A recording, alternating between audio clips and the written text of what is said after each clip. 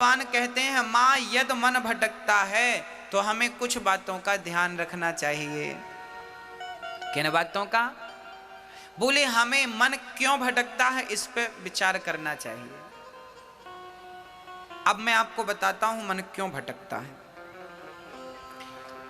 आप बहुत ज्यादा देखते हैं तो मन वहां जाता है जहां जो आप देखते हैं, और जो आप देखते हैं वो प्राप्त करने की इच्छाएं होने लगती हैं, तो फिर मन भटकने लगता है। दूसरी बात, आप बहुत ज्यादा सुनते हैं इसके बारे में उसके बारे में, ये बात वो बात, तो फिर वो बात आप अकेले हैं तो गूंजती रहती। आज फलाने ने ये कहा, आज फलाने ने ये कहा, आज ऐसा कहा, ऐसा हो जाता तो ऐसा कर लेते, ऐसा कर लेते तो ऐसा हो जाता। ये मन भटकने लगा। आपका मन जरूरत से ज्यादा भटकने लगता है, अधिक भटकता है आपका मन। अब मन को शांत कैसे करें? बोले मन को शांत करने के हम उपाय बता रहे हैं। मन को शांत करने के कुछ उपाय हैं। पहला उपाय, अधिक से अधिक भगवान की कथाएं सुनिए। मैया जी आप बताइए, अभी आपको यहां बैठे लगभग 1.5 घंटा हो गया। वैसे तो 1.5 घंटे हो गए, फिर भी हम 1 घंटा मान लें। आपको यहां बैठे लगभग 1 घंटे हो गए। अब आप बताओ, इस 1 घंटा में क्या आप में से किसी का भी मन भटका? आप अपनी बात करिए और प्रत्यक्ष बात करिए, सबूत के साथ बात करिए, प्रमाण के साथ बात करिए। आप यहां 1 घंटे से बैठे हैं, इस 1 घंटे में आप में से किसी का मन भटका? हाँ या ना? नहीं भटका? तो देखिए, ये बात, इस बात का सबूत है कि भगवान की कथा यदि हम नित्य सुनना शुरू करें तो मन का भटकाव धीरे धीरे समाप्त हो जाएगा। मन का भटकना मिटेगा तो भगवान की कथा से मिटेगा। ये पहली बात। अब प्रश्न दूसरा, अब कथाएं रोज रोज तो होंगी नहीं, तो फिर क्या करेंगे? बोले जब कथाएं हों तो कथाएं सुने, और जब कथाएं ना हों तो कीर्तन करें। बैठ जाएं घर में, मंदिर में, कहीं भी, और कीर्तन करें। श्री कृष्ण गोविंद हरे मुरारी, हे नाथ नारायण बा, श्रीमन नारायण नारायण नारायण। हाँ, कीर्तन करिए। श्रीमन नारायण नारायण नारायण, श्रीमन नारायण। पहली बात है कथा सुनिए, और दूसरी बात कीर्तन करिए। काम करते रहना और नाम जपते रहना। अब जैसे हमारी माताएं सुबह सुबह बच्चों को टिफिन बनाती हैं, बच्चों को स्कूल भेजती हैं, जैसे आप उठो, आंख खुलते ही कीर्तन करने लग जाओ। श्रीमन नारायण नारायण। नहा रहे हैं तो नहाते जाओ, श्रीमन नारायण नारायण ना। इसके बाद कपड़े पहन रहे हैं, कपड़े पहनिए, कीर्तन। अब बच्चों को, आपने माताएं बच्चों को उठाती हैं, बेटा उठो स्कूल चलना, उठो उठो। बच्चे उठ गए। माँ बच्चे के लिए टिफिन बना रही है, आज पूड़ी और सब्जी बना रही है, तो बढ़िया से आटा गूंथती जाओ और श्रीमन नारायण नारायण नारा, पूड़ी बेलती जाओ, श्रीमन नारायण नारा। अब पूड़ी सेकती जाओ, आलू काटती जाओ, आलू का बढ़िया सब्जी बनाती जाओ, जो बना रही हो, लौकी आलू की, जो भी, गोभी आलू की सब्जी बनाती जाओ, श्रीमन नारायण। ये सब्जी बन रही, सब्जी भी बन जाएगी और कीर्तन भी हो जाएगा, रोटी पूड़ी भी बन जाएगी। और तब तक पति ने आवाज लगाई, जरा चाय लाओ। अब चाय बना रही है पत्नी, बढ़िया चाय चढ़ा दी आपने, पानी डाल दिया, दूध डाल दिया, श्रीमन नारायण नारायण। चाय पक रही है, आप मन में कीर्तन चल रहा। हाँ, कीर्तन। तब तक ससुर जी ने आवाज लगाई, बहू चश्मा नहीं मिल रहा बेटा। अब बहू दौड़ी दौड़ी गई, वो चश्मा ढूंढ रही है, तो चश्मा ढूंढो, श्रीमन नारायण नारायण नारायण। भाई आपका शरीर व्यस्त होता है, मुंह कहीं व्यस्त नहीं होता। हाँ या ना? बच्चों को टिफिन बनाने में शरीर व्यस्त होता है क्या? मुंह व्यस्त होता है? चाय बनाने में मुंह व्यस्त होता है क्या? तो मुंह का सदुपयोग करिए, कीर्तन करिए, काम करते रहिए। और यही है कलयुग में भक्ति, इसी को भक्ति कहते हैं। इससे बड़ी कोई भक्ति नहीं है। और ये पुरुषगण आप भी दुकान पर बैठो, कोई ग्राहक आए तो आइए राम जी, आइए श्याम जी, अपनी शब्द शैली बदल लीजिए। हर ग्राहक को, ग्राहक तो वैसे भी भगवान होता है, तो ग्राहक को आइए राम जी, आइए श्याम जी, आइए कन्हैया जी, क्या चाहिए, आइए राधा रानी, आइए, सारा काम करो। पर हर पल कोई नहीं है तो कीर्तन श्रीमन नारायण नारायण ना। किसान लोग खेती कर रहे हैं, कुदाड़ी फावड़ा चला रहे हैं, ट्रैक्टर चला रहे हैं, बुवाई कटाई जुताई जो कर रहे हो सब करो, पर काम करते समय, ट्रैक्टर चलाते समय आपका मुंह व्यस्त होता है क्या? कटाई और जुताई करते समय मुंह व्यस्त होता है क्या? अरे भाई मुंह से नारायण नारायण कहते जाओ। भगवान ये नहीं कहते कि तुम बैठ के आधा घंटा मेरा जाप करो ना, भगवान ये नहीं कहते तुम माला लेके जाप करो, भगवान ये कहते हैं कि तुम काम बराबर करो। कर्मण्येवाधिकारस्ते, तू कर्म कर, पर काम को करते समय मुझे भूल मत जाना।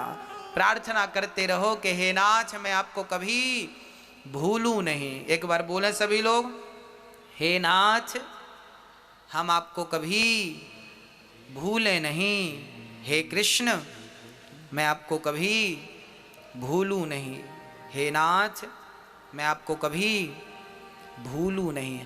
हर हाल में भगवान का चिंतन करते रहिए, उन्हें भूलिए मत। बस आदत बुरी सुधार लो, हो गया भजन। यही तो भजन है, अलग से कुछ करना नहीं है आपको। तो मन को वश में करने के हमने कितने उपाय बताए, बताइए आप। मैया जी, ओ मैया, ओ मेरी माँ, कितने उपाय बताए हमने, बताओ। मन को वश में करने के कितने उपाय बताए, कौन कौन से? मैया आप बताओ कौन कौन से उपाय बताए। मैया आप बताओ, आप आगे बैठियो, सबसे आगे आप बताइए कौन कौन से उपाय बताए। हाँ आप ही बताइए। पहला उपाय क्या था? नहीं सुना आपने? नहीं सुना? नहीं सुना आपने? कौन सा बताइए। मैया आप बताइए, आप चश्मा लगाए बैठी हैं, दूसरा उपाय बताइए, बताइए क्या बताया हमने? दूसरा क्या उपाय बताया मन को वश में करने का? हाँ लो, तुरंत का तुरंत याद नहीं है, घर जाके पता नहीं क्या याद रहेगा। इसलिए कहते हैं बात को जरा ध्यान से सुनिए, मन को पूर्ण रूप से लगाइए, है ना। मन को वश में करना हो तो पहला काम है भगवान की कथाएं ज्यादा सुनो, दूसरा काम है कीर्तन ज्यादा करो, काम करते रहो और नाम जपते रहो। ये दो चीज यदि आपके अंदर आ गई तो मन धीरे धीरे, कितना भी बिगड़ा हुआ मन क्यों ना हो, वो धीरे धीरे केंद्रित हो जाएगा। और याद रखना मेरी माँ, जिस दिन मन बिल्कुल शांत हो गया उस दिन, उसके दूसरे दिन नहीं, उसी दिन परमात्मा की प्राप्ति आपको हो जाएगी।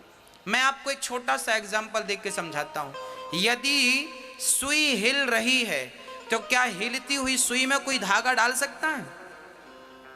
कहो हाँ या ना। नहीं, धागा डालने के लिए सुई को क्या करना पड़ेगा? स्थिर करना पड़ेगा। सुई स्थिर है तो उसमें धागा आसानी से चला जाएगा। उसी प्रकार मन जिस दिन स्थिर हो जाएगा उस दिन परमात्मा आसानी से आपके मन मंदिर में प्रवेश कर जाएगा। मन तो स्थिर हो, मन ही स्थिर नहीं है। मन की गति है अटपटी, झटपट लखे न कोय, और मन की जब खटपट मिटे तो झटपट दर्शन होए।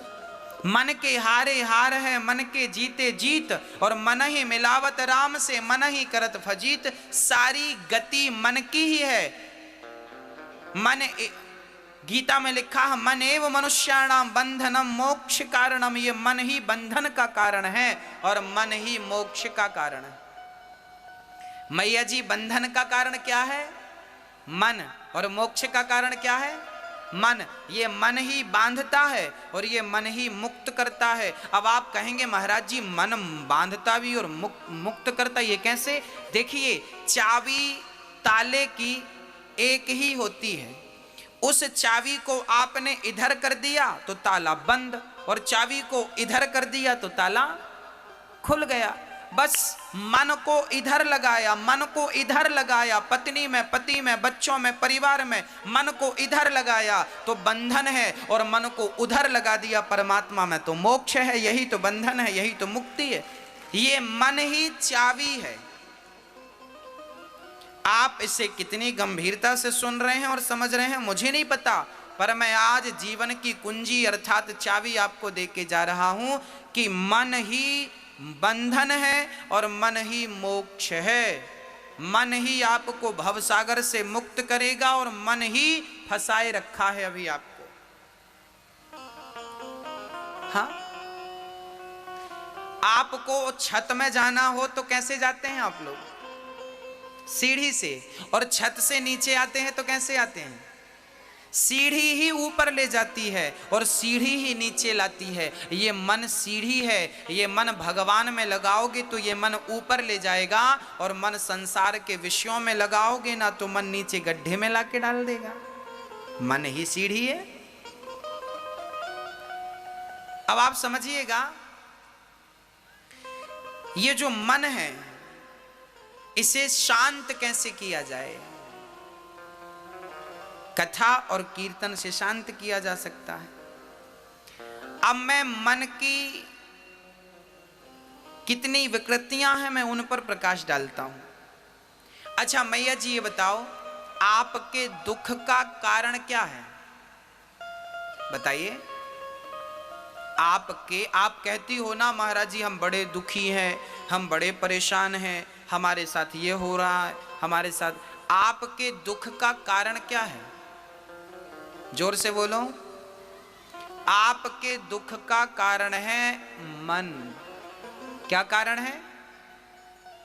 अब आपको स्पष्ट करके बताऊं दुख का कारण मन कैसे है। आइए समझते हैं, बहुत गंभीरता से समझिएगा। आज मैं मन से जुड़ी हर चीज पर प्रकाश डालूंगा ताकि मन को लेके जितने भी डाउट हैं आपके भीतर वो क्लियर हो जाए, संदेह समाप्त हो जाए मन को लेकर। और मन बहुत बड़ी चीज है, समझिएगा। अच्छा एक बात बताइए, हमारी माताएं इतना सा पेंडल सोने का पहने गले पे, उसे भी मंगलसूत्र कहते हैं। और माताओं से कहो क्यों इतने से पेंडल से तुम खुश हो? नहीं, मन कहता है इतना बड़ा हो, कम से कम 4 लोगों को दिखे तो कि हमारे गले पे कुछ है। तो बताइए, आप इतना सा सोने का पेंडल पहनोगी तो भी सुहागिन रहोगी, पर इतना बड़ा होना चाहिए, ये किसकी इच्छा है? किसकी इच्छा है? मन की इच्छा है। अरे 100, 150, 200 रुपए की साड़ी पहन लोगी ना तो आपका शरीर ढक जाएगा, पर कम से कम 1000 रुपए की हो, ये किसकी इच्छा है? मन की। हाँ, आपका गुजारा तो छोटी सी गाड़ी से भी हो जाता है, पर बड़ी कार हो, किसकी इच्छा है? अरे गुजारा तो छोटे से घर में भी हो जाता है, पर बड़ा आलीशान बंगला हो, ये किसकी इच्छा है? ये आपकी इच्छा नहीं है, ये तो मन की इच्छा है। पूरी जिंदगी आपका मन आपसे गुलामी कराता है और आप अपने मन की गुलामी करते हैं, और मन की इच्छाएं पूरी करते करते करते करते आप खुद पूरे हो जाते हैं। क्या मन की इच्छाएं पूरी होती हैं? आज तक के इतिहास में किसी के मन की इच्छाएं पूरी भई? क्या रावण के मन की हो सकी? क्या कंस के मन की हो सकी? क्या सिकंदर के मन की हो सकी? हाँ, याद रखना भक्तों, एक होती है जरूरत और एक होती है इच्छा। जरूरत हमारी क्या है मेरी मां? रोटी, कपड़ा, मकान और शिक्षा। ये हमारी क्या है? ये क्या है हमारी? ये हमारी जरूरत है। रोटी, कपड़ा, मकान, शिक्षा हमारी जरूरत है, पर हमारी गाड़ी हो, बंगला हो, नाम हो, पद हो, प्रतिष्ठा हो, खेती हो, बाड़ी हो, ये क्या है? ये जरूरत नहीं है, ये तो इच्छा है और जरूरत तो भिखारियों की पूरी हो जाती है, और इच्छाएं तो बड़े बड़े राजा महाराजाओं की पूरी नहीं होती। इसलिए जिंदगी जरूरत के हिसाब से होनी चाहिए, इच्छाओं के हिसाब से। जिंदगी में जरूरत तो हो मेरी मां, पर जिंदगी में इच्छाएं ना हो। आप जरूरत में और इच्छा में अंतर समझ रहे हैं कि नहीं? मैं जरूरत और इच्छा में अंतर बोल रहा हूं। जरूरत है रोटी कपड़ा मकान शिक्षा, और इच्छा तो फिर इच्छाएं तो पूरी होंगी नहीं आपकी। आज आप सरपंच बन जाओ तो आपकी इच्छा होगी हम ये मंत्री बन जाएं, तो फिर मुख्यमंत्री बन जाएं, तो फिर प्रधानमंत्री बन जाएं, तो ये इच्छाएं बढ़ती जाएंगी बढ़ती जाएंगी बढ़ती जाएंगी, किसी की पूरी नहीं भई तो आप और हम कहीं के नहीं हैं। इसलिए मन को ज्यादा तवज्जो ना दें, मन को ज्यादा आप महत्व ना दें, मन को पड़े रहने दीजिए। मन की ज्यादा ना सुना करो। आप लोग ना मन की सुनते हो, इसलिए वो आपको परेशान करता है। अच्छा, एक बार क्या हुआ, एक राजा ने अब देखिए, आपके मन में इच्छा हुई कि मेरे पास बंगला हो। अब बंगला मिल गया, मन की इच्छा पूरी हो गई तो आप खुश, और बंगला नहीं मिला, इच्छा पूरी नहीं हुई तो आप दुख। सुख और दुख कहीं बाहर से नहीं आते। मन की इच्छाएं पूरी हो जाना ही सुख है, और मन की इच्छाएं पूरी ना होना ही दुख। सबके साथ स्त्रियों की इच्छा है कि मेरे गले पे बड़ा हार हो, मिल गया तो खुश, और नहीं मिला तो दुख। पुरुष की इच्छा है मेरी खेती बाड़ी हो, मेरा नाम हो गया खुश, नहीं हुआ दुख। एक छोटी सी बच्ची रो रही थी, पापा मोबाइल दिला दो। पापा ने मोबाइल दिला दिया तो खुश, और नहीं दिलाया तो दुख। तो सुख और दुख आपकी इच्छाओं पर निर्भर हुआ कि नहीं? इच्छाओं से उत्पन्न हुआ ना। सुख और दुख कहीं भी बाहर से नहीं आता। आपकी इच्छा ही सुख को जन्म देती है, और आपकी इच्छा ही आपके दुख को जन्म देती है। इसलिए सुख दुख यदि जन्म लेते हैं तो मन से, इसलिए मन में ज्यादा इच्छाएं ना रखिए। जिनकी इच्छाएं कम है वो लोग बहुत सुखी हैं, और जिनकी इच्छाएं ज्यादा हैं वो आज बहुत दुखी हैं। आपके दुख का कारण क्या है? जोर से बोलो। आपके दुख का कारण क्या है? आपका मन और आपके मन की इच्छाएं। आपकी जरूरत से ज्यादा इच्छाएं आपको क्या देती हैं? क्या देती हैं? दुख देती हैं। एक राजा थे, उन्होंने एक बकरे को खड़ा किया और नगर में डिंडोरा पीटा कि जो बंदा इस बकरे का पेट भरेगा उसे हम इनाम देंगे। इनाम क्या देंगे? बोले अपना आधा राज्य उसे इनाम में दे देंगे। शर्त क्या है? बकरे का पेट भरना है। अब बताइए, क्या बकरे का पेट भरना कोई कठिन बात थी? लोग ले गए, महाराज जी हम लाते हैं। दिन भर जंगल में हरी हरी घास खिलाई, शाम को पेट भर गया, बकरा बिल्कुल खिल गया, लाकर खड़ा किया। राजा साहब बकरे का पेट भर गया, आधा राज्य दो। राजा ने कहा मैं पहले चेक तो करूं कि पेट भरा कि नहीं। तो हरी हरी घास राजा ने उठाकर उसके सामने डाला कि पेट भरा होगा तो नहीं खाएगा, और नहीं भरा होगा तो। अब बकरे को जैसे ही राजा ने घास डाला तो बकरा खाना शुरू किया। अब खाया तो राजा ने कहा पेट भरा होता तो खाता नहीं, खा रहा है इसका अर्थ तभी इसका पेट नहीं भरा, चलो इसे दंड दिया जाए। ऐसे करते करते महीनों बीत गए।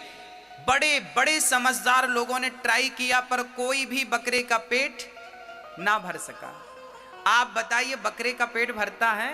कितना भी खिलाओ पर थोड़ी सी घास देखेगा तो फिर वो खाएगा। सही है क्या? हाँ या ना? सही है। एक महात्मा जी को पता चला कि बकरे का पेट भरना है। महात्मा जी बोले ठीक है राजा हमें मौका दो। राजा ने मौका दिया। महात्मा जी जंगल ले गए और बढ़िया बांस का डंडा तोड़ लिया बाबा जी ने, और जैसे ही बकरा घास खाए तो बाबा जी उसके मुंह पे एक जमाए। बकरा दूर खड़ा, बकरा बाबा की तरफ देखे, फिर घास खाने जाए, बाबा फिर उसके मुंह पे एक लाठी जमाए। अब बकरे को समझ आने लगा कि मैं घास खाता हूं तो लाठी पड़ती है, तो लाठी ना पड़े यदि घास ना खाऊं। बकरा चुपचाप खड़ा रहा। बकरे को उतना ही खाने को दिया महात्मा जी ने जितनी उसकी जरूरत थी, जितने में वो जिंदा रह सके, बस। अब अधिक घास खाए तो लाठी पड़े। अब बकरा चुपचाप खड़ा, आंख बंद करके, ऐसा लगा मानो इसे संन्यास हो गया। शाम को महात्मा जी ने बकरे को खड़ा कर दिया राज दरबार में। महाराज पेट भरा है इसका। राजा ने देखा बकरे का पेट बिल्कुल खाली दिख रहा था। राजा बोले पेट खाली है। महात्मा जी बोले पेट पे ना जाइए, आप ट्राई कीजिए। राजा ने घास डाला जैसे ही, तो महात्मा जी, बकरे ने सबसे पहले बाबा को देखा। बाबा ने कहा बेटा खाना मत। महात्मा जी की बात मान ली, बकरे ने आंख बंद कर ली। राजा घास डालते गए, डालते गए, डालते गए, डालते गए, पर एक रत्ती घास बकरे ने नहीं खाई। राजा चरणों में गिर पड़े, महात्मा जी ये कैसा पेट भर दिया आपने। महात्मा जी बोले बेटा जैसे बकरे का पेट कभी नहीं भर सकते आप, ऐसे इस मन का पेट कभी नहीं भर सकते आप। ये मन ही बकरा है। जैसे हमने बकरे के मुंह पे लाठियां मारी तो इसने खाना पीना बंद किया, ऐसे ही आप भी अपने मन में संयम की लाठियां मारिए। देखना इंद्रियों के न घोड़े बढ़े, इनमें संयम के हरदम कोड़े पड़े। इनको रथ के सुमार्ग लगाते चलो और मन से गोविंद गोपाल गाते चलो। संयम जानते हैं ना, मेरी इच्छा हो रही है कि मैं रसगुल्ला खाऊं, परंतु इच्छा तो हो रही है, पर मैं बोलूं ना मैं नहीं खाऊंगा क्योंकि ये नुकसानदायक है। हाँ, आप की इच्छा होने